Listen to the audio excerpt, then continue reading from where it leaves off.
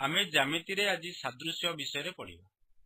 अभिन्न आकृति थिबा वस्तु दुईटी बा चित्र दुईटी को सदृश वस्तु बा सदृश चित्र कहा जाए। सदृश हेबार गुण को सादृश्य कहा जाए। ज्यामिति रे अनुपात और समानुपात पूर्वरु जानिछंदी ए बी सी डी चारि गोटी धनात्मक संख्या एवं सेगुड़िक समानुपाती हेले आमे A/B इक्वल टू C/D बोली लेखंती। आमे आउरी जानती एक त्रिभुजर क्षेत्रफल समान 1/2 इंटू भूमिर दैर्घ्य इंटू उच्चता। मने करा जाऊ त्रिभुज 1 रे भूमिर दैर्घ्य B1 एकक एवं उच्चता H1 एकक। तेबे त्रिभुज 1 ला क्षेत्रफल 1/2 इंटू B1 इंटू H1 वर्ग एकक। पुनः त्रिभुज 2 रो भूमिर दैर्घ्य B2 एकक एवं उच्चता H2 एकक हेले त्रिभुज 2 रो क्षेत्रफल 1/2 इंटू B2 इंटू H2 वर्ग एकक। वर्तमान मने कर त्रिभुज 1 और त्रिभुज 2 रो उच्चता द्वय समान अर्थात H1 समान H2।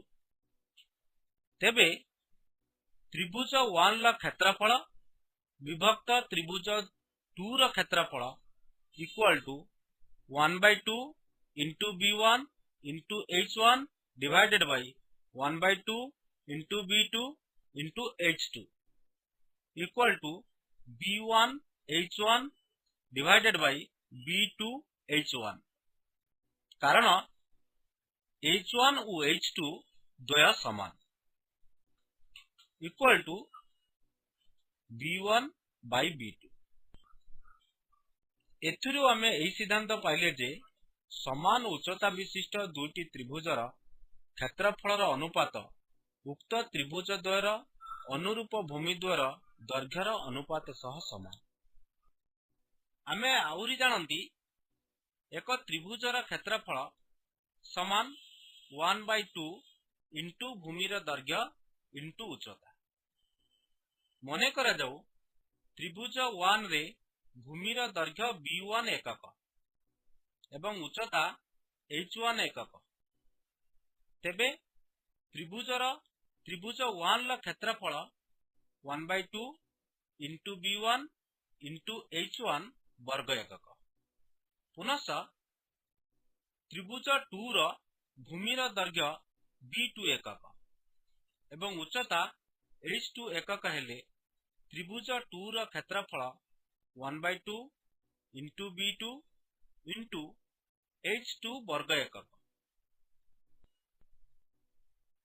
मने करा जाऊ त्रिभुज 1 और त्रिभुज 2 रो भूमि समदैर्घ्य विशिष्ट अर्थात B1 इक्वल टू B2। तेबे त्रिभुज 1 रो क्षेत्रफल विभक्त त्रिभुज 2 रो क्षेत्रफल equal to 1/2 B1 H1 divided by 1/2 into B2 into H2 equal to B1 H1 by B2 H2 equal to H1 by H2। द्वितीय सिद्धांत पाइले दुईटी त्रिभुजर भूमिर दैर्घ्य समान हेले त्रिभुज द्वयर क्षेत्रफलर अनुपात उक्त त्रिभुज द्वयर अनुरूप उच्चता द्वयर अनुपात सह समान। चित्रटी रे D बिंदु BC रेखाखंड उपरे अवस्थित एवं B D C अर्थात B बिंदु परे D बिंदु तापरे C बिंदु अवस्थित। फलरे त्रिभुज ABD रा भूमि BD और त्रिभुज ADC रा भूमि DC एवं त्रिभुज ABC रा भूमि BC गोटे सरल रेखार अवस्थित। पुनः त्रिभुज ABD त्रिभुज ADC एवं त्रिभुज ABC प्रत्येकर शीर्ष ए। वर्तमान एपी बीसी प्रति लंब अंकन करागला। अतएव प्रत्येक त्रिभुजर उच्चता एपी हेबो, अर्थात तीनोटी जाक त्रिभुज सम उच्चता विशिष्ट हेबे। एथिरु आमे जानिले दुईटी त्रिभुजर भूमिमान एक सरल रेखा रे रहिले एवं सेमानकर शीर्ष बिंदु अभिन्न हेले त्रिभुज गुड़िक सम उच्चता विशिष्ट हेबे। चित्रटी रे त्रिभुज एबीसी रो एबी और एसी बाहु उपरे यथाक्रमे पी और क्यू बिंदु अवस्थित, जेपरिकी पी क्यू समांतर बीसी। पी बिंदु रे ए बी को एपी अनुपात पी बी रे एवं क्यू बिंदु ए सी को ए क्यू अनुपात क्यू क्यू सी रे अंतर विभाजन करंती। एथुरु हमें जानले AP by P B equal to A Q by Q C, अर्थात एक त्रिभुजर गोटे बाहु सह समांतर एक रेखाखंड अन्य दुई बाहु को छेद कले उक्त बाहुद्वय उपरे उत्पन्न छेदितांश मानकर दैर्घ्य समानुपाती है। अर्थात पी क्यू द्वारा ए बी और ए सी समानुपात विभाजित हुअन्ति, अथवा पी क्यू रेखाखंड ए बी और ए सी को समानुपात छेद करे। उपपाद्य एक थेलिस उपपाद्य। उपपाद्यर सामान्य कथन हेउची एक त्रिभुजर गोटे बाहु सह समांतर एक सरल रेखा जदि अन्य त्रिभुजर अन्य दुई बाहु को दुईटी भिन्न बिंदु रे छेद करे तेबे उक्त सरल रेखा द्वारा अन्य दुई बाहु समानुपात विभाजित हुअन्ति। दत्त त्रिभुज एबीसी रो बीसी बाहु सह समांतर एक सरल रेखा एल अन्य दुई बाहु ए बी और ए सी को यथाक्रमे दुईटी भिन्न बिंदु एक्स और वाई रे छेद करे। प्रामाण्य एल रेखा ए बी और ए सी बाहुद्वय को समानुपात छेद करे, अर्थात A X by X B equal to A Y by Y C. अंकन बी वाई और सी एक्स जोग करा जाऊ। प्रमाण त्रिभुज ए एक्स वाई और त्रिभुज बी एक्स वाई रो भूमि यथाक्रमे ए एक्स और बी एक्स एवं उभय एक सरल रेखा ए बी उपरे अवस्थित। पुनश्च उभय त्रिभुजर शीर्ष बिंदु वाई एक और अभिन्न, एणु उक्त त्रिभुजद्वय सम उच्चता विशिष्ट है। अतएव त्रिभुज ए एक्स वाई रा क्षेत्रफल डिवाइडेड बाई त्रिभुज बी एक्स वाई रा क्षेत्रफल equal to A X by B X. यह प्रथम उक्ति। पुनश्च त्रिभुज ए वाई एक्स और त्रिभुज सी वाई एक्स रा भूमि यथाक्रमे ए वाई और सी वाई एवं उभय एक सरल रेखा ए सी रे अवस्थित। उभय त्रिभुजर शीर्ष बिंदु एक्स एक और अभिन्न, एणु उक्त त्रिभुजद्वय सम उच्चता विशिष्ट है। तेबे त्रिभुज ए वाई एक्स रा क्षेत्रफल विभक्त त्रिभुज सी वाई एक्स रा क्षेत्रफल equal to A Y by C Y. यह द्वितीय उक्ति। मात्र त्रिभुज बी एक्स वाई और त्रिभुज सी वाई एक्स उभय एका भूमि एक्स वाई उपरे एवं एक्स वाई सह एक समांतर सरल रेखा बीसी और एक्स वाई मध्य अवस्थित। तेणु त्रिभुज बी एक्स वाई रा क्षेत्रफल इक्वल टू त्रिभुज सी वाई एक्स रा क्षेत्रफल। मनेकर यह तृतीय उक्ति।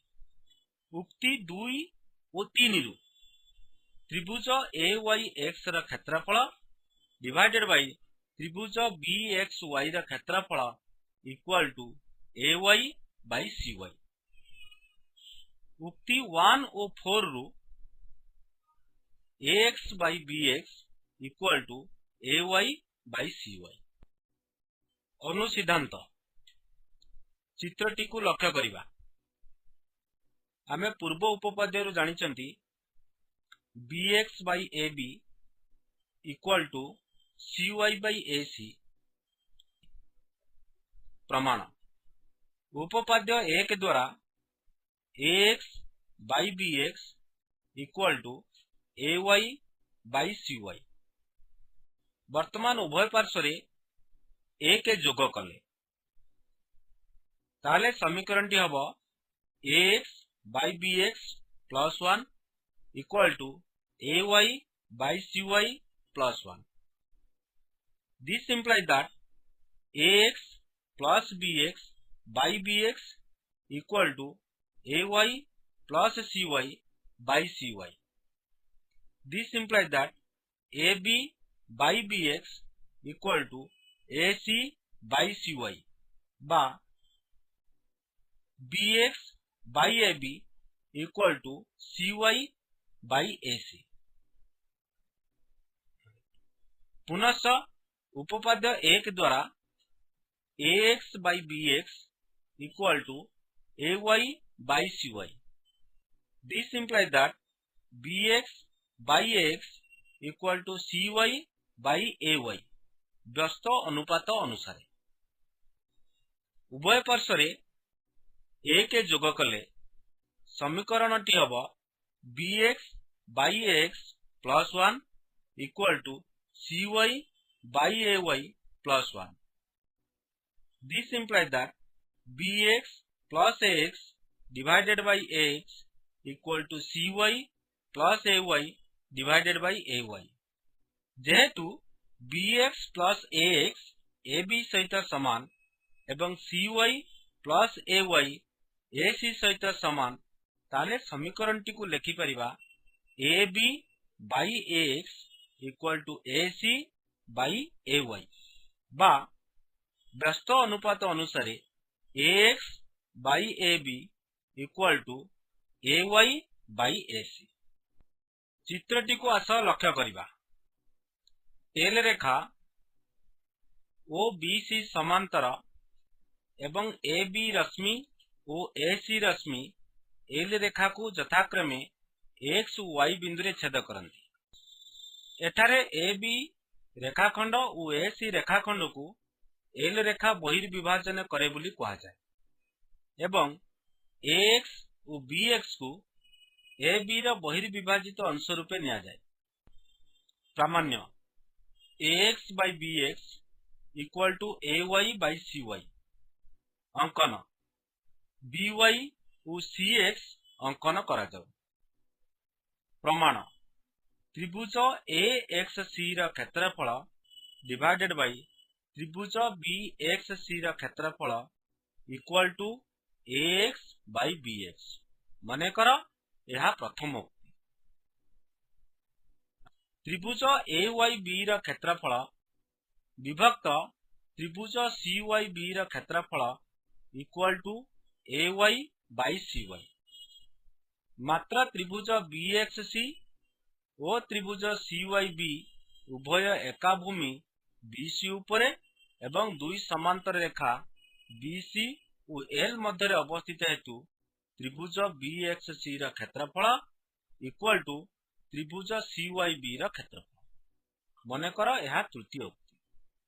दिस इंप्लाइज दैट त्रिभुज BXC रा क्षेत्रफल प्लस त्रिभुज ABC रा क्षेत्रफल इक्वल टू त्रिभुज CYB रा क्षेत्रफल प्लस त्रिभुज ABC रा क्षेत्रफल।